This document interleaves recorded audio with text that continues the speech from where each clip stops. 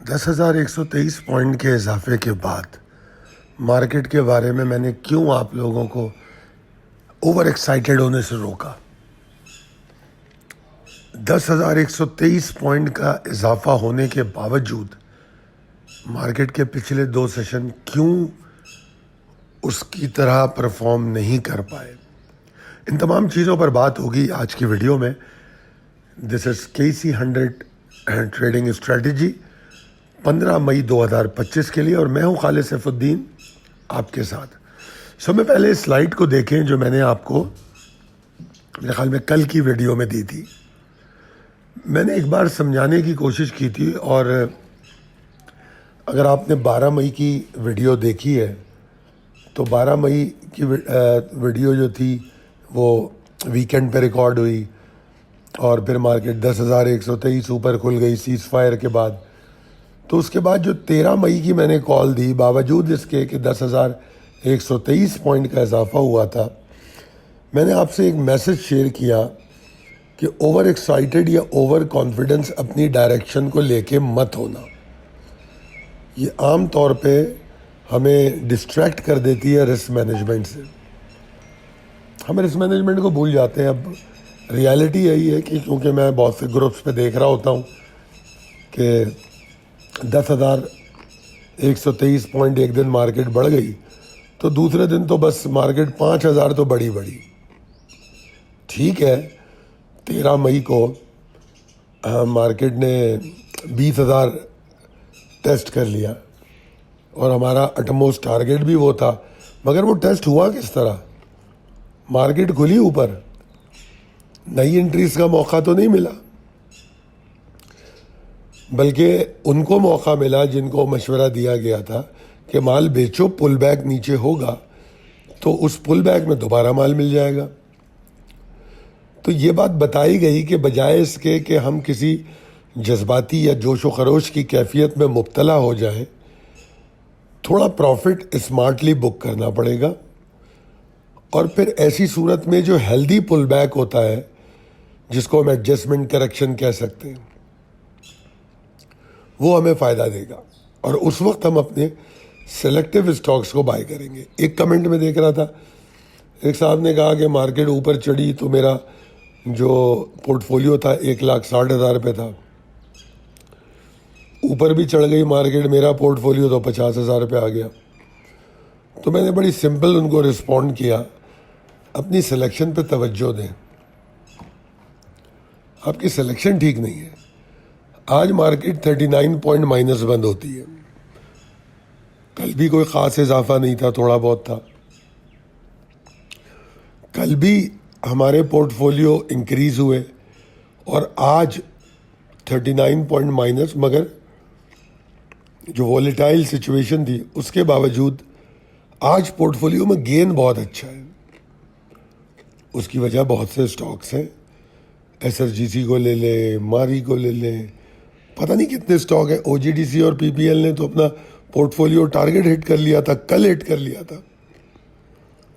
आज तो वो बोनस राइड में थे।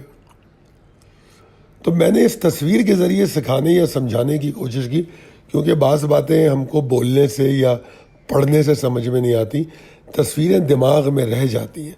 तो मैंने 12 मई के सेशन को एक तरफ रखा, और मैंने कहा आने वाले जो सेशंस हैं वो उस 12 मई को जस्टिफाई करेंगे। अब वो करते हैं नहीं करते हैं ये हमको देखना होगा। ये हमारी जिम्मेदारी है कि हम उन ट्रिगर्स और लेवल्स को समझें और उसके हिसाब से रिएक्ट करें। आपके सामने डेली चार्ट भी मौजूद है, ठीक है जी। हम देख लें तो ये दो सेशन जो है 10,123 पॉइंट के इजाफे के बाद उसको सिर्फ जस्टिफाई करते हुए नज़र आ रहे हैं।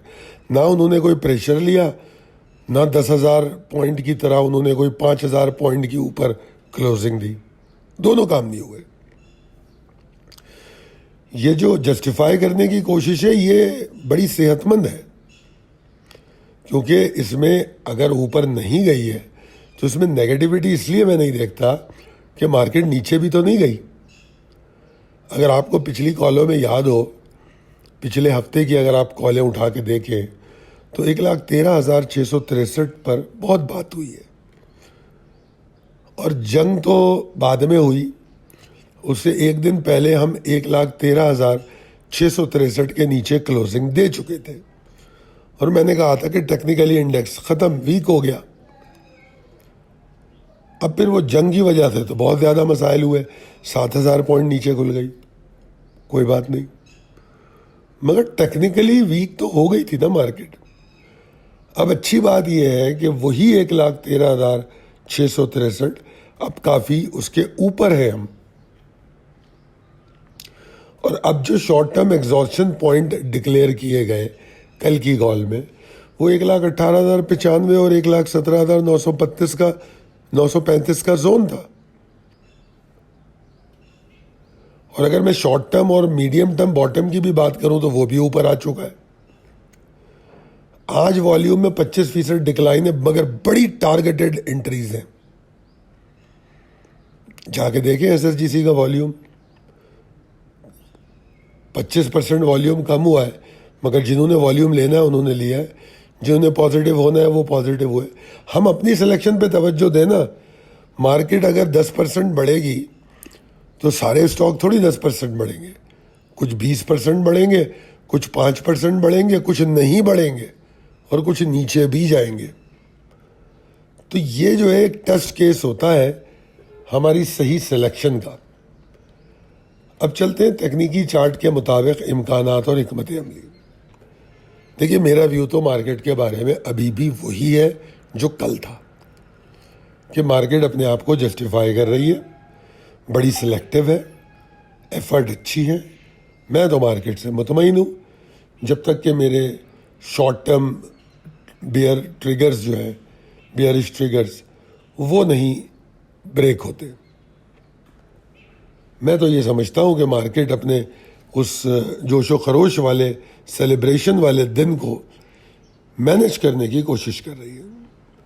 ऐसे में हमको एग्जॉस्शन के ट्रिगर नहीं भूलने चाहिए।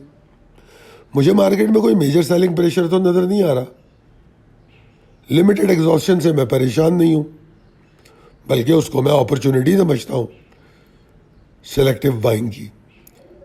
कितने लोग हैं मेरे ग्रुप्स में जो इन्होंने रिपोर्ट किया कि उन्होंने कल सुबह न सिर्फ माल बेचा था, बाद में खरीद भी लिया था।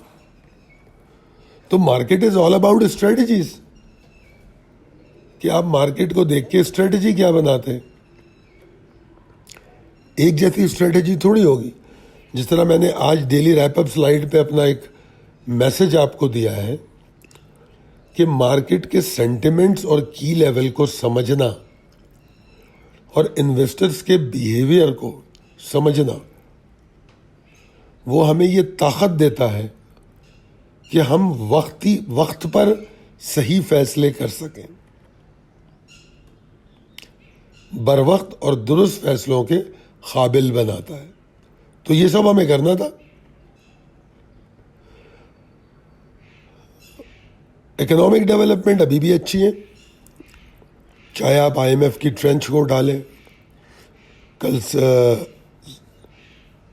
ट्रंप साहब का जो स्टेटमेंट्स थे और जिस तरह के उन्होंने कैजुअल वे में अपने तरीके से गुफ्तगू की है, वो बड़ी रिलैक्स पोजीशन पे पॉइंट करती है, उनके इत्मीनान पे पॉइंट करती है। और उन्होंने उसमें वर्ल्ड लीडर्स को भी शामिल किया, चाहे वो टर्की हो, चाहे वो सऊदी अरब हो। उनकी काविशों को भी सराहा जो पाकिस्तान इंडिया के लिए हैं। और जिस तरह मैंने शुरू में कहा था, या शायद आप लोगों से कहा, या अपने ट्वीट में लिखा था, कि आने वाले दिनों में बहुत सारे जो राज हैं वो रिवील होंगे, बहुत सी चीज़ें सामने आएंगी। वो आना शुरू हो गई हैं कि इंडिया कितना परेशान हुआ, उसके सिस्टम जैम हो गए, वो फायर नहीं कर सके, कितनी परेशानी में मोदी साहब ने जेडी वैंस को रब्ता किया सीज फायर के लिए। ये सब चीज़ें अब सामने आ रही है ना। इससे बड़ी कामयाबी क्या होगी कि कश्मीर के इशू को शामिल कर लिया गुफ्तगू में। बहुत बड़ी बात है, ये बहुत बड़ी जीत है। मैं समझता हूं कि हमने जो उनके राफेल गिराए हैं, उससे बड़ी जीत ये है कि गुफ्तगू में कश्मीर के इशू को जिंदा करना। तो ये सारी पॉजिटिव इकोनॉमिक मतलब एक्सटर्नल इकोनॉमिक डेवलपमेंट्स है। ठीक है जी। तो एग्रेसिव सेलिंग का कोई थ्रेट मुझे नहीं है। इम्पॉर्टेंट लेवल एंड ट्रिगर की बात करूं तो मुझे ऐसा लगता है कि इमीडिएट रेजिस्टेंस जो है या ट्रिगर वो वही है 18,897। इसके ऊपर सर्वाइवल चाहिए मार्केट का। ये सर्वाइवल हो गया तो एक बार फिर वही टारगेट दे रहा हूं 1,19,705, जो कल भी मैं कह रहा था। गो के आज अचीव तो नहीं हुआ तो मार्केट ऊपर रुकी भी कहाँ है। रैप अप चार्ट पे देखें, हाइपर मूव्स है, रुक तो नहीं रही मार्केट, वोलेटिलिटी रिफ्लेक्ट हो रही है।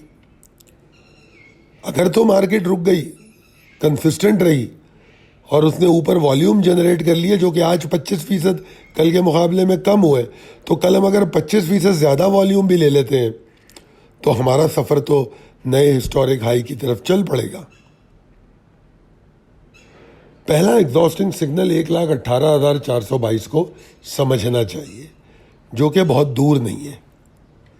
यहाँ से 110-120 पॉइंट की दूरी पे है। क्यों समझना चाहिए और इसकी क्या सिग्निफिकेंस है? इसकी अहमियत सिर्फ इतनी है कि लिमिटेड एग्जॉर्शन हो सकती है, कोई सेलिंग प्रेशर की बात नहीं कर रहा। अगर कोई प्रॉपर एग्जॉर्शन या सेलिंग प्रेशर या प्रॉफिट टेकिंग अगर हमें देखने को मिली तो वो तो 1,18,000 तोड़ने के बाद है, जिसको शॉर्ट टर्म बॉटम करार दिया। अभी it is in a situation कि उसको शॉर्ट टर्म बॉटम बनाए। चूंकि मार्केट बहुत वॉलेटिलिटी रिफ्लेक्ट कर रही है तो अभी मैं इसको ऑथेंटिकेट नहीं करूंगा, बट मार्केट कोशिश कर रही है उसको बॉटम बनाने के लिए। अगर बना लेती है तो बड़ी अच्छी बात है। अब देखिए कहाँ 1,13,663 और अब मीडियम टर्म बॉटम मेरा 1,16,400 पे आ गया। तो भाई ये तो इंप्रूवमेंट हुई है ना, ट्रेलिंग स्टॉप लॉस हुआ ना मार्केट के लिए। तो बहरहाल आखिरी बात जो की पॉइंट है, सिलेक्टिव रहना और एक्यूमुलेटेड स्टॉक में जो परफॉर्म कर चुके हैं। जिस तरह मैंने आज जो OGDC की कॉल दी थी उसमें मैंने कहा था कि हम तो अपने अब अगले अहदाफ की तरफ जा रहे हैं, तो हमारी बोनस राइड है। जो पोर्टफोलियो में मेजर जो टारगेट दिया गया वो तो अचीव हो गया। तो ऐसे कितने स्टॉक हैं, जाएं पोर्टफोलियो लिस्ट को उठा के देखें, नजर आ जाएगा। अहदाफ हमारे पूरे भी हो गए। हालांकि मार्केट अभी स्टेबिलिटी की तरफ नहीं आई, वॉलेटिलिटी रिमेन्स। इंडिया के स्टेटमेंट अभी भी लोगों को परेशान कर रहे हैं, मगर प्रॉफिट्स तो हो गए। इसीलिए जाके आप देखें तो जो मेरा थंबनेल था, 13 मई का थंबनेल ज़रूर देखिएगा। मैं इसको अपना माफ़ी चाहता हूँ, अपना हिस्टोरिक थंबनेल भी कहूँगा, क्योंकि उस थंबनेल में मैंने कहा है कि from battlefield to bull market. तो बेसिकली आप जरा तसव्वुर करें कि जहां मार्केट एक हफ्ते में 10,500 पॉइंट गिर चुकी थी, वो मार्केट एक दिन में 10,123 पॉइंट का इजाफा करती है। हालांकि मैं कह रहा हूं 10,500 पॉइंट मार्केट गिरी थी, क्लोजिंग तो 6,900 पॉइंट के नुकसान पे आई थी। तो बिल्कुल सही मेरा थंबनेल था कि हम बैटलफील्ड से निकले और हम बुल्स मार्केट में आ गए। तो मेरे ख्याल में तो अप्रिशिएट करना चाहिए। वो लोग अप्रिशिएट नहीं कर पाएंगे जिनकी सिलेक्शन अच्छी नहीं थी, जिन्होंने टाइमली डिसीजन नहीं लिए, जिन्होंने निकलने में हेजिटेंट थे, हिचकिचाहट का मुजाहरा किया। वो लोग तो यकीनन परेशान होंगे।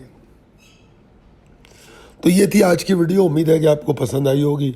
आपकी पसंद मुझे आपके कमेंट्स, व्यूज़, लाइक और सब्सक्रिप्शन की शक्ल में नज़र आते, तो इनको जारी रखिए ताकि मुझे हौसला मिले कि मैं आपको मज़ीद डिटेल में अंडरस्टैंडिंग दूं। और मैंने कल की वीडियो में भी कहा था कि मैं पिछले एक हफ्ते से कुछ वीडियोस पे काम कर रहा हूं। जिन लोगों को टेक्निकल की और सेंटिमेंट की समझ नहीं है वो उन वीडियोस को देखेंगे तो उनको बहुत फ़ायदा होगा। गो के वीडियो में बहुत तफसील से बात नहीं हो सकती, मगर जो मेरा तरीक़ा है, क्योंकि मैं अच्छी तरह समझाने का शौक़ रखता हूँ, अधूरी बात नहीं करूँगा। तो जो मुद्दे उसमें उठाए हैं उनको बेहतर तौर पे चार्ट की शक्ल में समझाने की भी कोशिश की है। अगर आप चाहते हैं कि आप हमारी डेली कॉल का हिस्सा बने, स्क्रिप्ट एनालिसिस, रोज़ाना के जो स्टॉक्स हैं उनकी एनालिसिस आपको मिले, क्रिप्टो में काम करें, फॉरेक्स पेयर में काम करें, कमोडिटीज़ में काम करें, किसी में भी काम करें, तो एक ही नंबर है 0345619043। इस पर रब्ता कीजिए और हमारी कॉल्स का फ़ायदा उठाइए।